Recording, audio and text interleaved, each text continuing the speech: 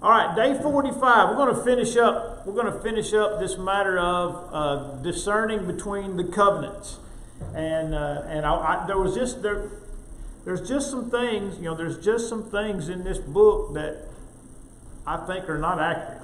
And, obviously we talked about last week on page 63 about the distinctions, what was called the distinctions between the Old Testament and the New Testament, which would have been more accurately the Law of Moses and the New Testament. And one of the commonly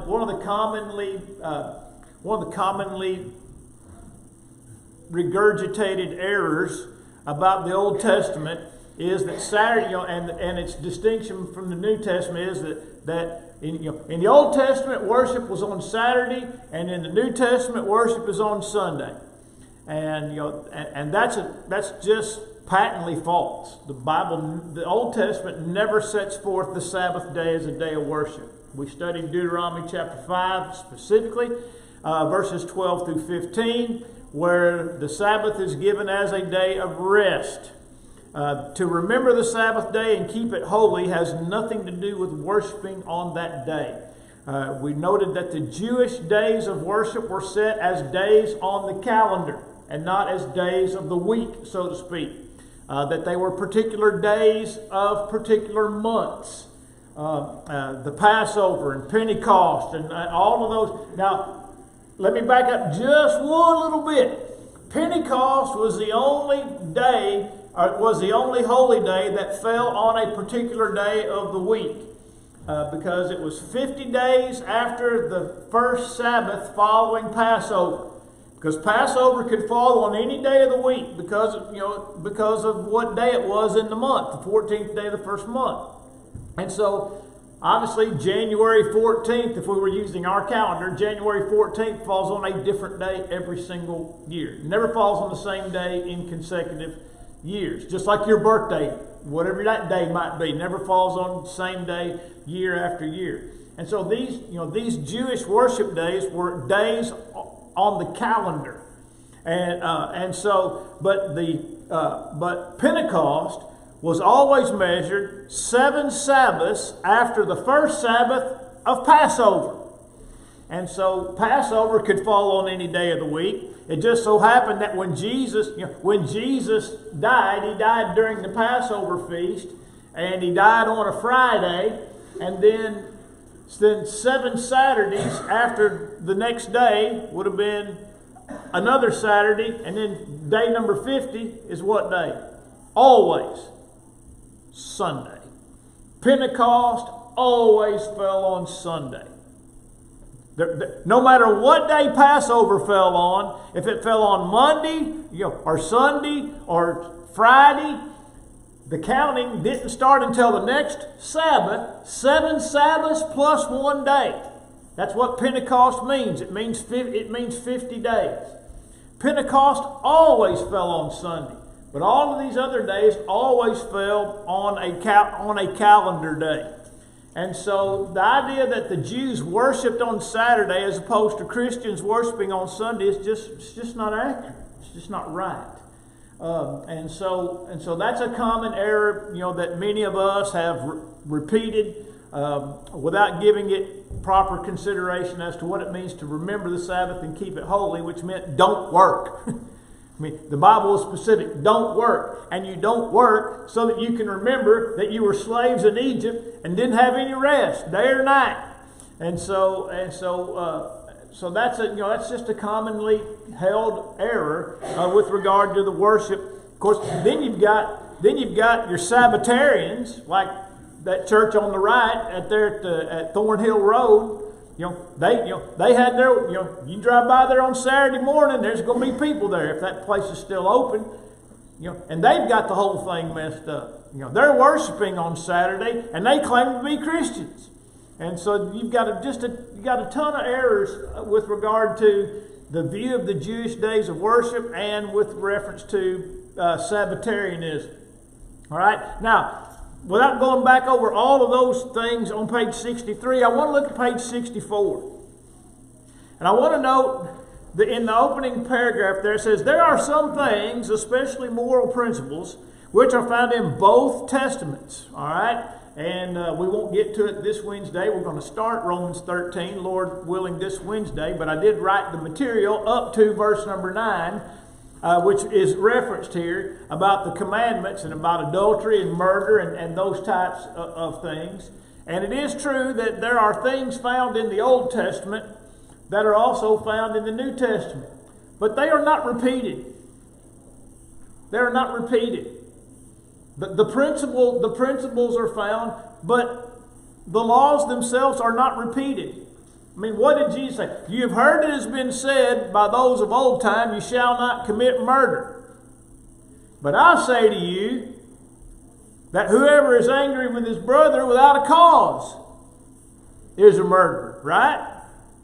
And so that's not repeating because Jesus said, you've heard it said this, but I say something else. 1 John 3:15. Whoever hates his brother is a murderer, and you know that no murderer has eternal life abiding in him. All right, Matthew 5:28 and following. You've heard it has been said by those of old time, you shall not commit adultery. That's the Old Testament. That's the Ten Commandments.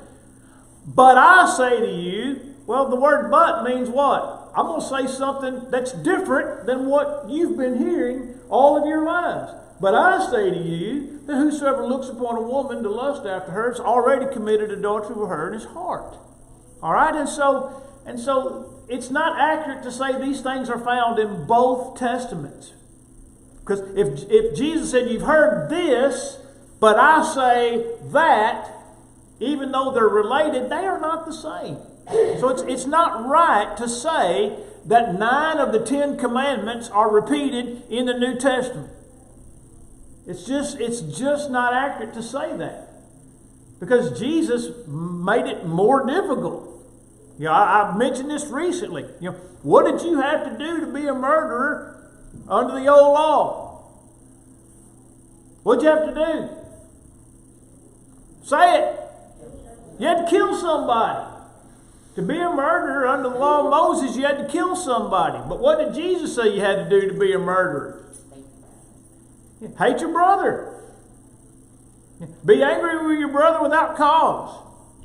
John said, hate your brother. John 3, I think I might have misquoted the text there in Matthew 5:21 and following, but it's angry with his brother without cause is a murderer. Right? And then John said, hates his brother is a murderer. Right? And so those two things are not even remotely the same. Because other than Jeffrey a time or two, I've never really wanted to kill anybody. Right? So, but I have, but if I think about it, by the way, I've never thought about killing anybody either. Okay, just so that we're clear on this matter. All right, I've never contemplated it. Okay, and by the way, Rhonda, that also goes for adultery, on both counts. Never committed it, never thought about it. All right, just so that we're clear on that matter, since I mentioned it. All right, but what did you have to do to be an adulterer? You had to commit adultery. But what did Jesus say you had to do? Lust or think about it. Okay? Those two things are not remotely the same. So far as being guilty, the law of Christ is far more stringent than the law of Moses, and it ain't even close. It's not even close.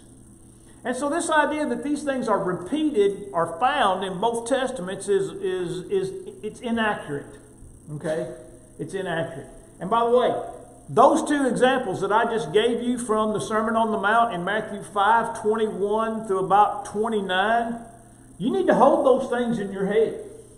That needs to be one of your closely held go-to texts for when you tell people nobody's following the 10 Commandments today. You can't follow the 10 Commandments today. Number one, because there's very few Jewish people in Marion County. Right? But number two, and the law of Moses and the 10 Commandments were only given to the Jews. The Gentiles were never under the 10 Commandments. All right? But also, because they're going to say, when you say we don't follow the Ten Commandments, then the default knee-jerk reaction is, oh, so you think it's okay to murder and commit adultery and steal and lie and bear false witness? It's like, no, I don't believe in any of that. I believe what the New Testament says. I believe what it says in Ephesians 4, let every man speak truth with his neighbor. I believe what it says in the New Testament, put away lying. Those are the words that I live by. And by the way, was it wrong to commit murder before the Ten Commandments were written? I mean, Ten Commandments weren't written for about 2,500 years after the Garden of Eden. Was it wrong to murder somebody before the Ten Commandments came around? Just ask Cain. Ask Cain if it was wrong to murder somebody. Was it wrong to commit adultery? Was it wrong to lie? Was it wrong to be an idolater? All those things were wrong before the Ten Commandments ever came around 2,500 years after God created man. Those things have always been wrong. It's always been wrong to worship other gods. It's always been wrong to be a murderer. It's always been wrong to be an adulterer. It's always been wrong to be a liar. And those things being wrong really don't have anything to do with the Ten Commandments. Because they've always been wrong. And they'll always be wrong. Those things will never be right. Even if we didn't have the New Testament, those things would still never be right. Because, those things are against the very nature of God. All right? And so we want to make these things, clear. And the statement in the book to me that just really made me want to lose my mind was that 9 of the 10 commandments are found in the New Testament. Which means, this means we are required to obey all of them except the Sabbath law, which is abolished. It's just so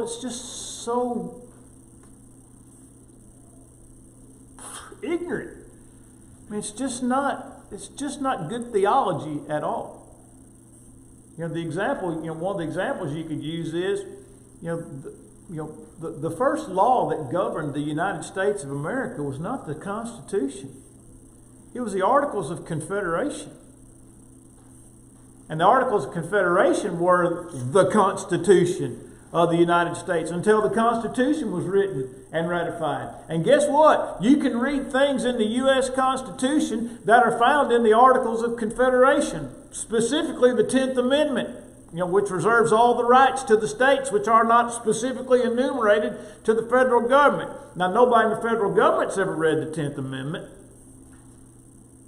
But my point is, that thing was, those principles were in the Articles of Confederation. Some of them were carried over, but not verbatim, into the Constitution. So, does that mean that we're obeying the things that are found in the Articles of Confederation? No. We've never lived under the Articles of Confederation.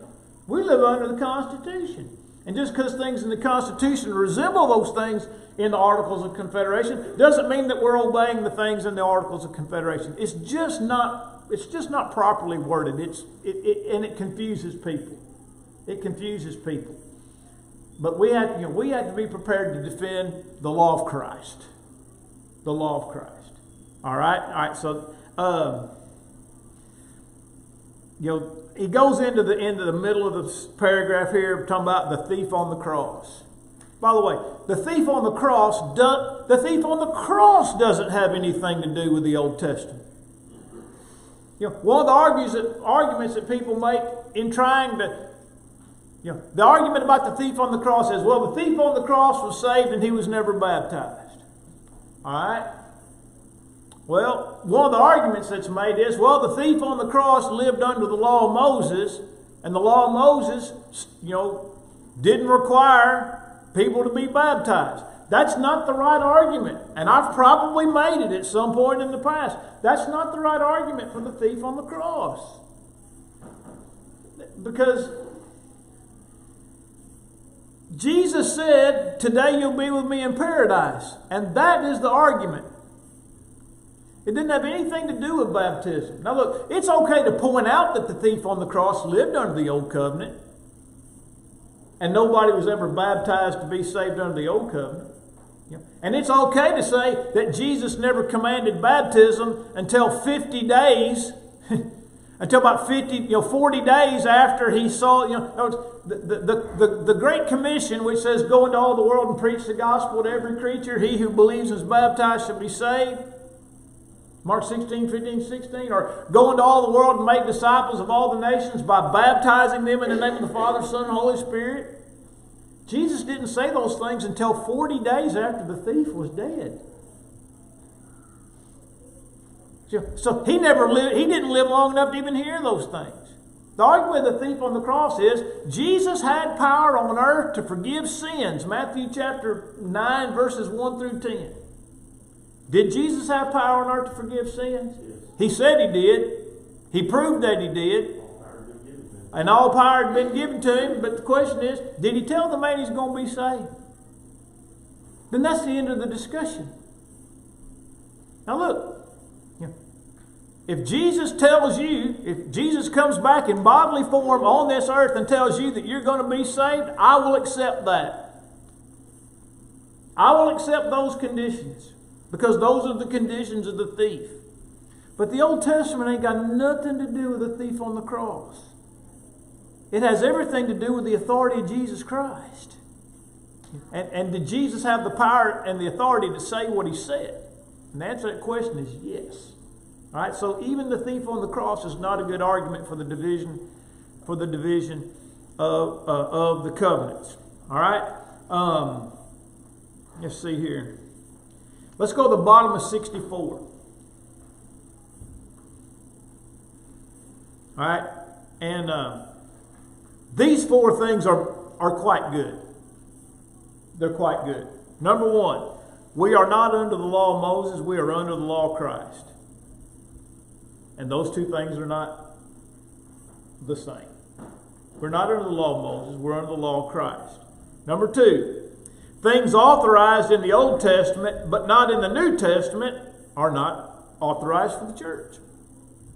In other words, we're not at liberty in the church to do what God authorized the Jews to do or permitted the Jews to do. Some things God authorized and some things He permitted in the Old Testament. Neither one of those have any bearing on the church. The Bible says, whatsoever you do in word or deed, do all in the name of the Lord Jesus Christ, giving thanks to God the Father by Him, Colossians 3, verse 17. And so that means I can't run back to the Old Testament to defend something that I want to try to do in the church or forbid in the church. Johnny? One of the things I was Kyle and I was talking here in the hall a few minutes ago. The law of Moses was to keep you a Jew or make you a Jew. Is that correct? Is that a fair statement? It made the Jews. It made the Jew. So if you're trying to keep the Old Testament, are you intending on becoming a Jew? Or do you want to be a Christian? Right. Yeah, and Paul spoke. Yeah, Paul spoke today. He said, if you attempt to keep the law, you're a debtor to keep all of it. But that wasn't permission to try to keep all of it, because Jesus had already nailed it to the cross. He was just showing the folly. He was showing the folly of the Jews trying to drag Judaism into the church. Like they did in Acts 15. In man today, you go back to that? Are you in an attempt to bring about Judaism by keeping the old law? But still, as you know, it won't work because you can't drag in a law that you were never. Right. That was never over you to begin with.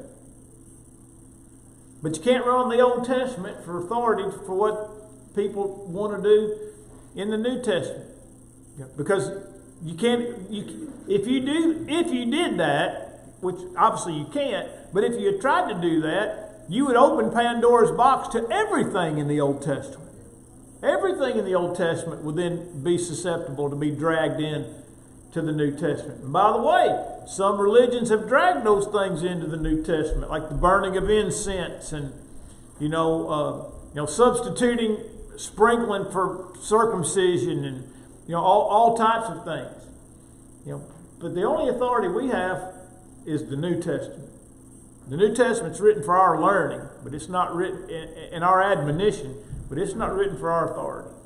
All right. Then number 3, Sunday is not the Sabbath. And it's not the Christian Sabbath. I My dad used to say that all the time when we were little.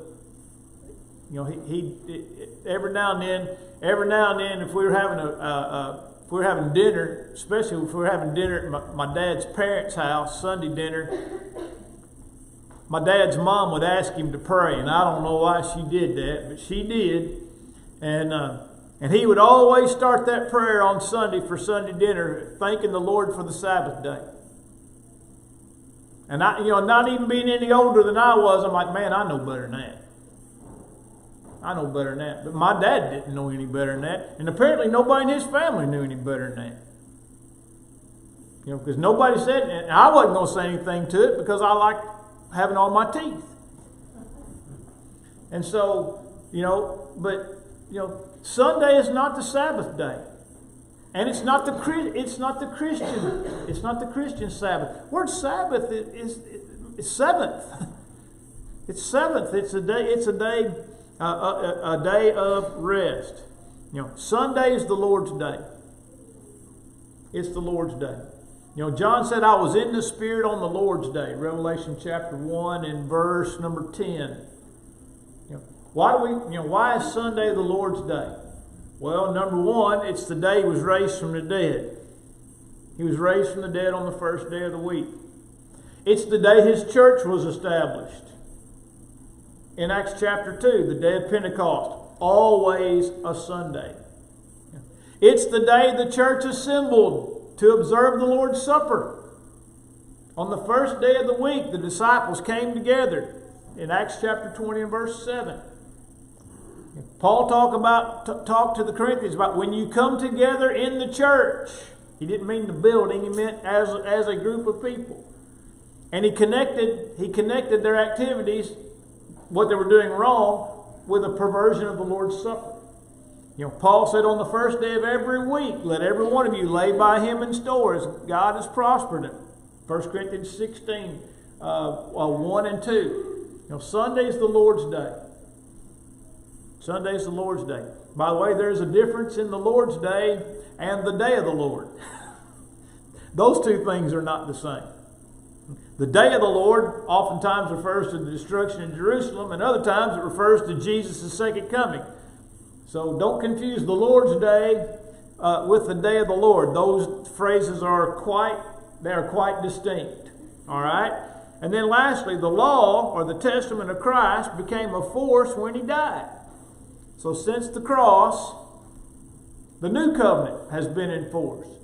And unlike the law of Moses, which was given only to the Jews, the law of Christ is given to every individual on the face of the earth. And so once Jesus died, his will came into effect. And his will is, we still use the terminology last will and testament, right? I mean, when you hear last will and testament, you just think will. If I ask you, do you have a will? Yes or no. And if the answer is no, you need one. All right? But, when Jesus died, his will was executed. It was brought, because where there is a testament, there must be the death of the one who made the testament. That's Hebrews chapter 9. And so we live under the New Testament. And it's the last one. Hebrews chapter 8, 1 through 13. If you wanted 13 verses that really talked about how the New Testament has superseded the Old and replaced it, Hebrews chapter 8 is it. If the first covenant had been faultless, then there would have been no need to look for a second. Right? And the first is growing old and ready to vanish away. Verse 13. All right? And by the way, there are a number of other texts in Hebrews chapter 8 to this effect. So despite what problems I had in these days 44 and 45 in sections, this is a great summary. This is a great summary at the bottom of page 64. All right, any thoughts or questions on this? All right, I'm going to introduce on page 46, day 46, I'm going to go ahead and introduce the subject of premillennialism, if for no other reason, just to help define it for some that may not be familiar with that terminology. All right? The idea, the word pre means what? Before. Millennium is what? 1,000. In this case, 1,000 years, right? And so premillennialism literally means before 1,000 years. And the error of premillennialism is that Jesus is going to come back and reign on this earth for 1,000 years.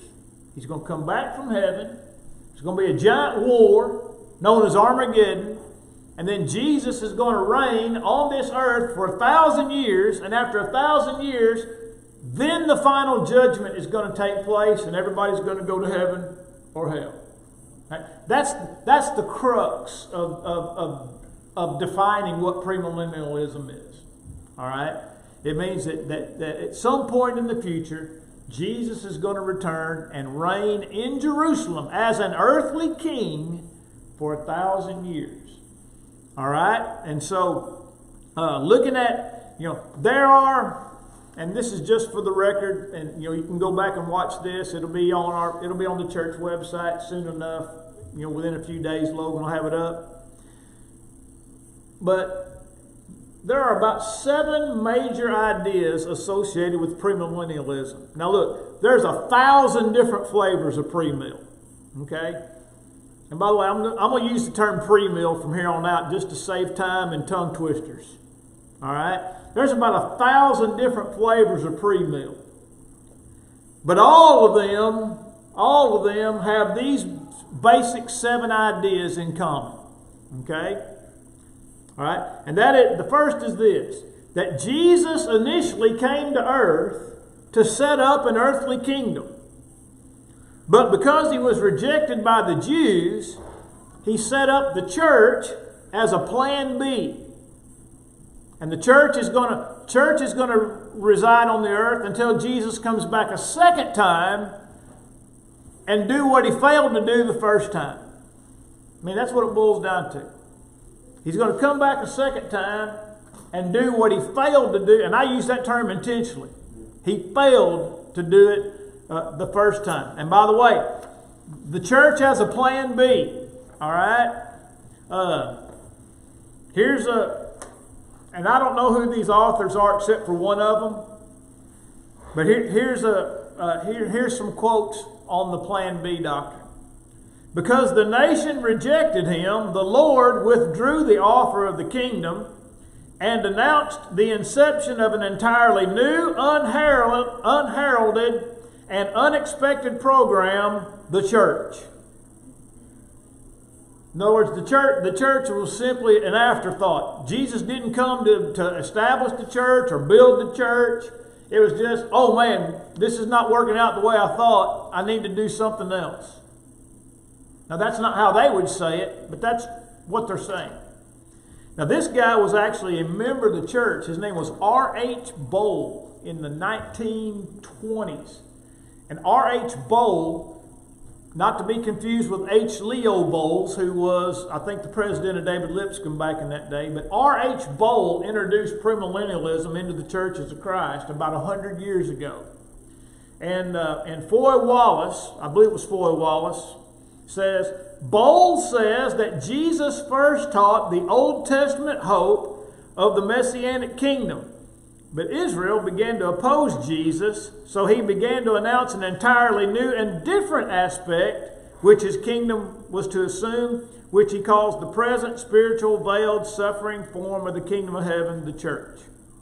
Now that came from our people. Okay?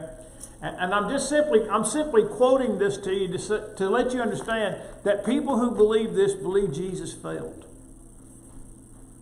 There's no other way to explain this other than that Jesus failed. He failed to see what was actually going to happen, and so he had to come up with a plan. Plan B. All right, point number 2. Prior to this, is that the first one? All right, thank you, Johnny. I can get done before the next bell, if you won't ring it until I'm done. All right. There will be, prior to the second coming of Jesus to rule on the earth, there will be a secret catching away of all the saved, living and dead, known as the rapture. In other words, people are just going to disappear. They're going to vaporize into thin air. Airplane pilots, taxi drivers, truck drivers, in just a blink of an eye, millions of people are just going to vanish into thin air. All right? And they call that the rapture. After the rapture, there will be a 7-year period known as a tribulation. The Jews are going to rebuild the temple in Jerusalem and enter into an agreement unwittingly with the Antichrist. Then the Antichrist will be revealed. Jerusalem will be trodden underfoot, and nations will unite against Israel and destroy Jerusalem. Jesus will descend with the saints after this 7-year period and destroy the enemy and deliver the faithful. And then, after this 7 years of tribulation and Armageddon, all the tribulation martyrs are raised to reign with Jesus and the saints for 1,000 years, during which time Jesus will sit on David's throne, establishing an earthly covenant or earthly kingdom in Jerusalem. The tribes of Levi, or the tribes of Israel, are restored, and a new covenant will be made. The temple will be rebuilt, and the sacrifices of the Levitical priesthood will be reinstituted. And after 1,000 years, then the judgment. All right? That is premillennialism in a nutshell. And most of your evangelical friends and neighbors believe it. Anytime somebody starts talking about the signs of the times, I believe we're near the signs of the end times. We're nearing the end times. This is what they're talking about. This is exactly what they're talking about. Now, that's just the seven basic ideas that are associated with this doctrine. All right? And I just wanted to lay out this in your mind, because Lord willing, we'll come back and then we'll start taking these things apart piece by piece. All right? But the Bible doesn't teach any of these things. Not even remotely akin to teaching any of these things. This doctrine was unheard of until John Nelson Darby conjured it up in England in 1820 and put it in his study Bible, which D.L. Moody picked up and carried to Chicago, and it spread like wildfire across the United States. But I'm telling you that this doctrine is only 200 years old. And it originated with John Nelson Darby in the United Kingdom. All right? And as Johnny Ramsey would say, if it's new, it isn't true. If it's true, it isn't new. And if it's new, it isn't true. And this is new. Right, 200 years may not sound new, but 200 years is new compared to the New Testament. All right? And so, Lord willing, next week we'll come back and we'll start taking these one by one and dealing with those. All right.